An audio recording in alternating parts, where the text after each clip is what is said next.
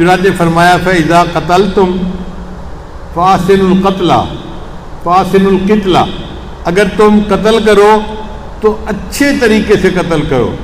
یعنی اگر جانور کو قتل کرنا ہے تو ایسے نہیں کر سکتے کہ جی اس کو جو ہے وہ گرم پانی کے اندر ڈال کے مرغی کو جلد اتار دو اور مار دو. نہیں، اس کو چھری سے ذبح کرو جو صحیح طریقہ ہے تاکہ اس کی جان نکل جائے، پھر بے شک اس کی کھال اتارتے رہو. وَإِذَا ذَبَحْتُمْ فَأَحْسِنُوا الذِّبْحَ، اور اگر تم ذبح کرو تو اچھے طریقے سے ذبح کرو. وَلْيُحِدَّ أَحَدُكُمْ شَفْرَتَهُ، اور تم میں سے ایک بندہ جو ذبح کرنا چاہتا ہے اپنی چھری کو تیز کر لے. وَلْيُرِحْ ذَبِيحَتَهُ، اور اپنے جانور کو آرام سے رکھے.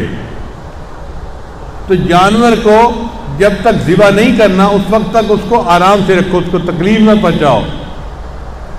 اور ذبح کرنا ہے تو کند چھری سے ذبح نہ کرو کہ جانور کو تکلیف زیادہ ہو، تکلیف زیادہ نہیں ہونی چاہیے.